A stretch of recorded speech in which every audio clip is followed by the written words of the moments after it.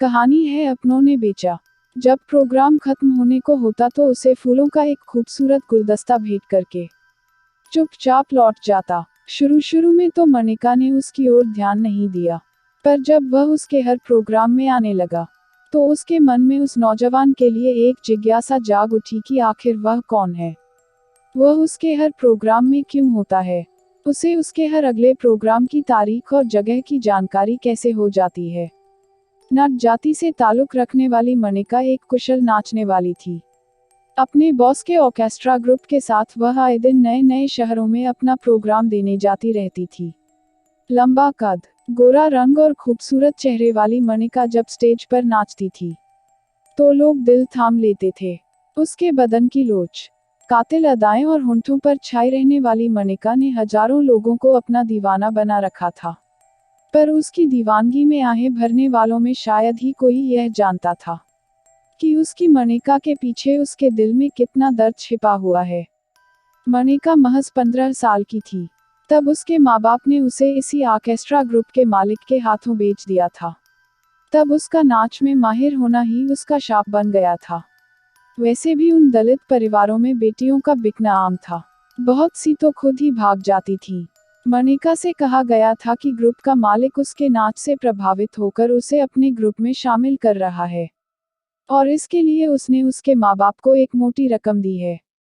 तब उसे उसकी यह शर्त थोड़ी अटपटी जरूर लगी थी कि उसे उसके साथ ही रहना होगा। जब मनिका ने इस बात पर ऐतराज जताया था तो ग्रुप के मालिक मुकुल ने उसे यह कहकर भरोसा दिलाया था कि वह जब चाहे अपने माँ बाप से मिलने जा सकती है। मनिका को ऑर्केस्ट्रा ग्रुप में शामिल हुए साल भर बीतने को आया था। इस बीच वह कई जगह अपने प्रोग्राम दे चुकी थी। उसे इज्जत के साथ पैसे भी मिलते थे। इसके बाद तो मनिका को बार बार बेचा गया। कभी उसकी भावनाओं का सौदा हुआ तो कभी उसके जिस्म का। बीतते दिनों के साथ यह हकीकत उसके सामने आई कि मुकुल न सिर्फ अपने ग्रुप में शामिल लड़कियों की देह बेचता है बल्कि उनके जिस्म का भी सौदा करता है। अगर कोई लड़की उसकी इस बात की खिलाफत करती है तो उसे बुरी तरह सताया जाता है। पर मनिका इसकी शिकायत किससे करती, वह भी उन हालात में जब उसके माँ बाप ने ही उसे इस जलालत भरी जिंदगी में धकेल दिया था। उसे कुछ दिनों में ग्राहकों से भी शिकायत नहीं रही। मनिका दलदल में फंसी एक बेबस और बेजान जिंदगी जी रही थी कि वह नौजवान उसकी जिंदगी में आया। उसने मनिका की जिंदगी में एक हलचल सी मचा दी थी। मनिका ने तय किया था कि वह उससे अकेले में मिलेगी। वह पूछेगी कि आखिर वह उसके पीछे क्यों पड़ा है। कल फिर मनिका का प्रोग्राम था। उसे इस बात का पक्का यकीन था कि वह नौजवान कल भी आएगा। देखा जाए तो मनिका अक्सर लोगों से मिलती रहती थी। इनमें अच्छे लोग भी होते थे और बुरे लोग भी। पर सच कहा जाए तो बुरे लोगों की तादाद ज्यादा होती थी। वे लोग उसके रंग रूप और जवानी के दीवाने होते थे। उनके लिए वह एक खूबसूरत जिस्म थी जिसे वे भोगना चाहते थे। मनिका ने एक आदमी भेजकर उसे बुला लिया था। वह उसके सामने चुपचाप बैठा था। मनिका कुछ देर तक उसके बोलने का इंतजार करती रही। फिर बोली, मैं देख रही हूँ कि पिछले तकरीबन 1 साल से तुम मेरे हर प्रोग्राम में रहते हो। मुझे गुलदस्ता भेंट करते हो और लौट जाते हो। मैं जान सकती हूँ कि क्यों? क्योंकि मुझे आप पसंद हैं। वह गंभीर आवाज में बोला, मैं आपको चाहने लगा हूँ। ऐसा ही होता है। कई बार लोग हमारी जैसी नाचने वाली किसी लड़की की किसी खास अदा पर फिदा होकर उसे चाहने लगते हैं। पर उनकी यह चाहत थोड़ी देर की होती है जो बीतते समय के साथ खत्म हो जाती है। परंतु मेरी चाहत ऐसी नहीं है। सच तो यह है कि आपको अपनी जिंदगी में शामिल करना चाहता हूँ। यह मुमकिन नहीं है। क्यों? क्योंकि जिन लोगों के साथ मैं काम करती हूँ वे यह हरगिज पसंद नहीं करेंगे कि मैं उनका साथ छोड़कर जाऊं। सवाल यह नहीं कि लोग क्या चाहते हैं। सवाल यह है कि आप क्या चाहती हैं। मतलब, बतलाऊंगा। पर इसके पहले आप यह बताएं कि क्या आप अपनी इस मौजूदा जिंदगी से खुश हैं। मनिका उसके इस सवाल का जवाब न दे सकी। वह कुछ देर तक चुपचाप उसे देखती रही। फिर बोली, अगर मैं कहूँ कि नहीं तो मैं कहूँगा कि आप इस जिंदगी को ठोकर मार दीजिए और मेरी चाहत को कबूल कर मेरी जिंदगी में शामिल हो जाए। मैं फिर कहूंगी कि तुम्हारा यह प्रस्ताव भावुकता में दिया गया प्रस्ताव है, जिसे मैं स्वीकार नहीं कर सकती। ऐसा नहीं है, वह बोला, और मैं सावन इसे आपके सामने साबित करके रहूंगा। कहने के बाद वह उठ खड़ा हुआ और चला गया। इसके बाद भी सावन मनिका से मिलता रहा। वह जब भी उससे मिलता, अपना प्रस्ताव उसके सामने जरूर दोहराता। सच तो यह था कि मनिका भी उसके प्रस्ताव को स्वीकार कर अपनी इस जलालत भरी जिंदगी से आजाद होना चाहती थी। पर यह बात भी वह अच्छी तरह जानती थी कि मुकुल इतनी आसानी से उसे अपने चंगुल से आजाद नहीं होने देगा। वह उसके लिए सोने का अंडा देने वाली मुर्गी जो थी। पर सावन की चाहत और लगाव देखकर मनिका ने फैसला कर लिया कि वह सावन का प्रस्ताव स्वीकार करेगी। जब मनिका ने अपने इस फैसले की जानकारी सावन को दी, तो खुशी से उसकी आंखें चमक उठी। मनिका पल भर तक खुशी से चमकते उसके चेहरे को देखती रही। फिर गंभीर आवाज में बोली, पर सावन, मुकुल इतनी आसानी से मुझे छोड़ने वाला नहीं। मैं उसे मुंह मांगी कीमत दूंगा और तुम्हें उससे खरीद लूंगा। ठीक है, बात करके देखो, शायद वह तुम्हारी बात मान जाए। सावन ने मनिका को साथ लेकर मुकुल से बात की और उसे बताया कि वह हर कीमत पर मनिका को हासिल करना चाहता है। हर कीमत पर। मुकुल कीमत शब्द पर जोर देता हुआ बोला। हाँ, सावन बोला, तुम कीमत बोलो। 10 लाख। मुकुल ने उसकी आंखों में झांकते हुए कहा। मंजूर है, सावन बिना एक पल गवाए बोला। सावन मुकुल को मुमांगी कीमत देकर मनिका को अपने आलीशान घर में ले आया। घर की सजावट देख मनिका हैरान होकर बोली, यह घर तुम्हारा है? हाँ, सावन उसके खूबसूरत चेहरे को प्यार से देखता हुआ बोला, और अब तुम्हारा भी। मेरा कैसे? वह ऐसे कि तुम मेरी पत्नी बनने वाली हो।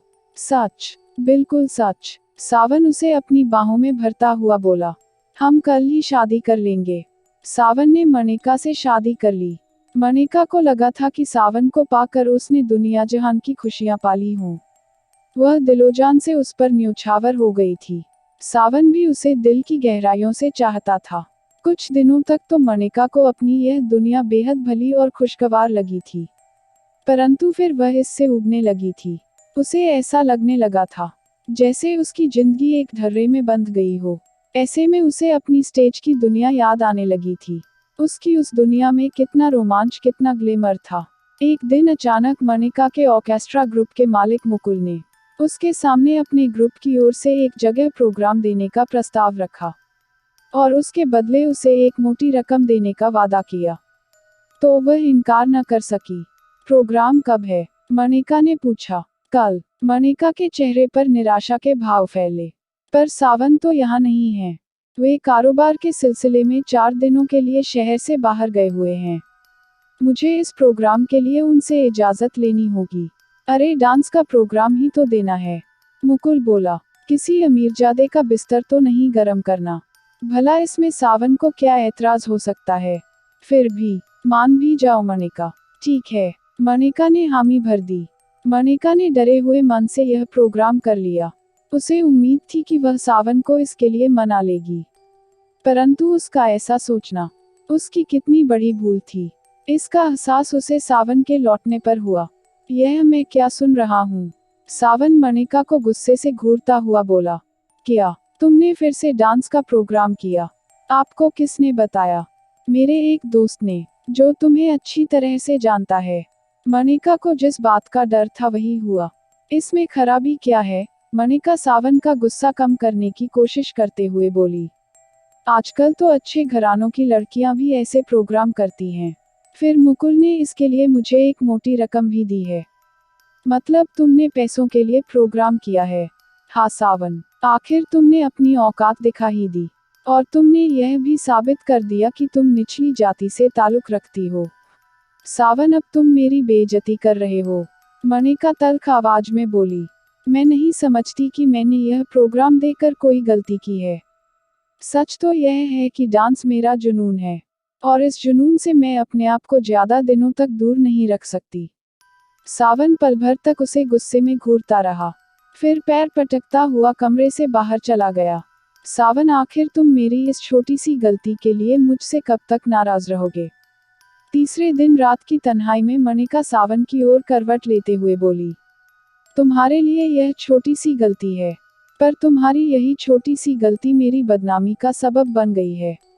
लोग यह कहकर मेरा मजाक उड़ाते हैं कि देखो सावन की पत्नी स्टेज पर नाचती फिरती है। लोगों का क्या है, उनका तो काम ही कुछ न कुछ कहना है। अगर हम उनके कहे मुताबिक चलने लगे तो हमारी जिंदगी मुश्किल हो जाएगी।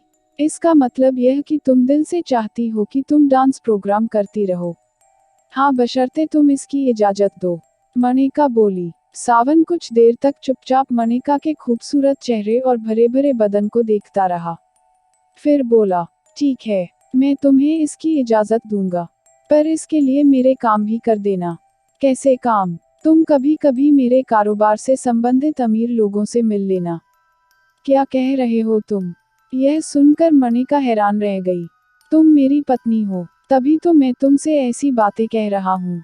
सावन अपनी आवाज में मिठास खोलता हुआ बोला, देखो मनिका, अगर तुम ऐसा करती हो तो हमें उन लोगों से अपनी कंपनी के लिए बड़े ऑर्डर मिलेंगे, जिससे हमारा लाखों का मुनाफा होगा। एक पत्नी होने के नाते क्या तुम्हारा यह फर्ज नहीं कि तुम अपने पति का कारोबार बढ़ाने में उसकी मदद करो? और फिर तुम ऐसा पहली बार तो नहीं कर रही हो, तुम्हारी जाति में तो ऐसा होता ही रहता है। तुम ही तो कह रही थी कि कितनी ही लड़कियों को ऊंची जाति वाले उठाकर ले जाते थे और सुबह पटक जाते थे। सावन ने मनिका की दुखती नस पर हाथ रख दिया था, और ऐसे में वह चाह कर भी इससे इनकार नहीं कर सकी। ठीक है, मनिका बुझे मन से बोली। सावन एक दबदबे वाले शख्स को अपने घर लाया, और न चाहते हुए भी मनिका को उसकी बात माननी पड़ी। फिर तो यह सिलसिला चल पड़ा। सावन हर दिन किसी अमीर शख्स को अपने साथ लाता और मनिका को उसे खुश करना पड़ता। यह बात तो मनिका को बाद में मालूम हुई कि असल में सावन, जिन्हें अपने कारोबार से संबंधित लोग बतलाता था, वे उसके हुस्न और जवानी के खरीदार थे, और सावन उनको अपनी पत्नी का खूबसूरत जिस्म सौंपने के लिए उनसे एक मोटी रकम वसूलता था। मनिका ने जिसे भी अपना समझा उसी ने उसे बेचा। पहले उसके माँ बाप ने उसे बेचा और अब उसका पति उसे बेच रहा था। अगर आपको कहानी पसंद आए तो लाइक और शेयर कीजिए और चैनल को सब्सक्राइब करना मत भूलिए।